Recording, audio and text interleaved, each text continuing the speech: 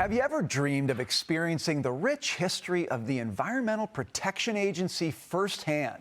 How about an exhibit on the EPA's COVID prevention efforts in New York City's subway system? Well, too bad. Because Administrator Lee Zeldin is shuttering the Biden-era EPA museum, calling it a ridiculous waste of money. We're in a one room that is less than 1,600 square feet. You'll see all sorts of time missing. You might remember during this period between 2014 and 2021, there was a Trump presidency. Yeah, they just conveniently leave that out of the timeline. This is everything, $4 million to build this. I don't even know how the heck they need to spend $4 million for this one room. He says it's costing taxpayers more than $600,000 annually to operate, which wouldn't be that bad if anyone actually visited it. Despite having a prime location just a block from the Smithsonian Museums and the National Mall, the EPA Museum logged fewer than 2,000 visitors in 10 months, meaning taxpayers paid $315 per visitor for a free attraction. Isn't that great? Jerry Baker, I like what Lee Zeldin is doing at EPA, and this is a small example of the cost cuts he's making there. Yeah, very small. When does this close? Because have I still got time to rush down there? If you took a train right now after the show, you could probably see. By the way, having lived in New York, I don't need anybody to go and for a museum to go and see how the New York subway handled life during COVID, or indeed handles life during anything right now. So thank you very much. Now, what an absolutely ridiculous example of, money to spend, which, taxpayers' money, which they just think that they know how to spend better than anybody else. I agree with you, Brian, about Administrator Zeldin. I think he's doing a terrific job there. We know the story. The U.S., is extraordinarily blessed with incredible energy resources.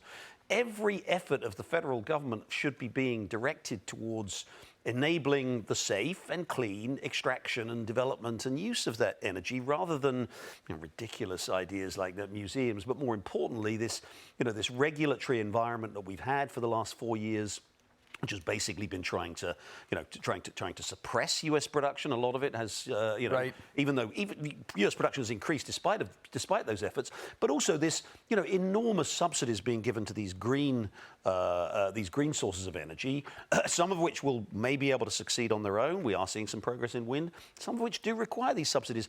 Why are we spending that money when we have this extraordinary ability for the United States to be self-sufficient in energy and to produce its own energy, and we're doing all of this? So yeah, full marks. Full credit to Lee Zeldin. What gets me, Taylor, is nobody, literally nobody knew this thing existed. No, I mean, nobody went to it unless you worked at the EPA. They said people would walk into that museum thinking it was the EPA offices. They weren't even looking for the museum. They had no idea what was going on.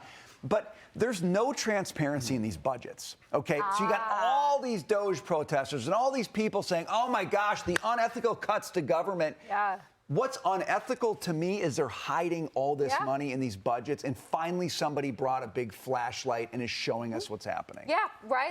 We've talked about this, right? With the leveraging the private sector. The private sector does audits all the time. You have people come in and managing your income statement, what comes in, what goes out, and if it doesn't work and if the math doesn't line up, you usually cut the out. You don't increase the in. Yeah. And we've talked a lot about the spending program. So look, the transparency, this reminds me of the soundbite we played yesterday where the guy protesting said, I don't need to look at the Doge website because I don't believe anything Doge does. If you look at the Doge website, you can start to see some of the real things that are being cut. And Jackie, you add on top of it what Elon Musk and the Doge team are finding with all of these non-citizens being added, given social security numbers, added to the rolls, makes them eligible for benefits.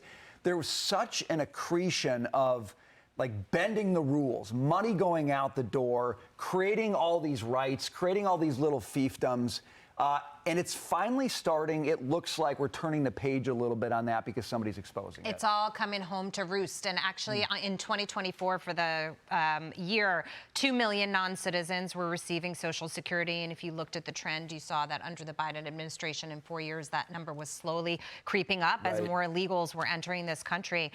Whether it's this ridiculous EPA museum or the fact that you've got illegals receiving Social Security that didn't pay into it, or dead people receiving Social Security, whatever it is.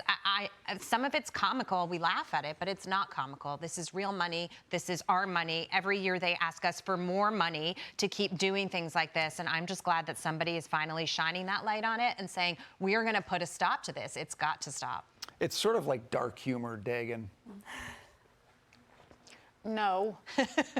I'm trying here. I'm reaching out. No, look at my face. No, No. because we paid for it. Right. Like, I That's the find dark part of it. zero humor in it. No. Red Fox, funny. Tony Fauci, not funny. And I bring up Tony Fauci, and yeah, I'm stuttering a little bit. Remember the $168,000 to fund a Tony Fauci exhibit at the National Institutes of Health that Can't wait to Elon visit. Musk? I also did not go to that exhibit.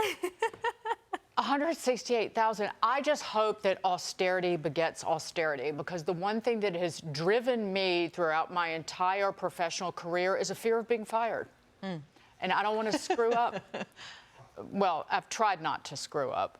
But again, if you cull enough people and you cut enough jobs, maybe that the people who work in government will be afraid of losing their jobs if they spend money or work on something like an EPA subway museum.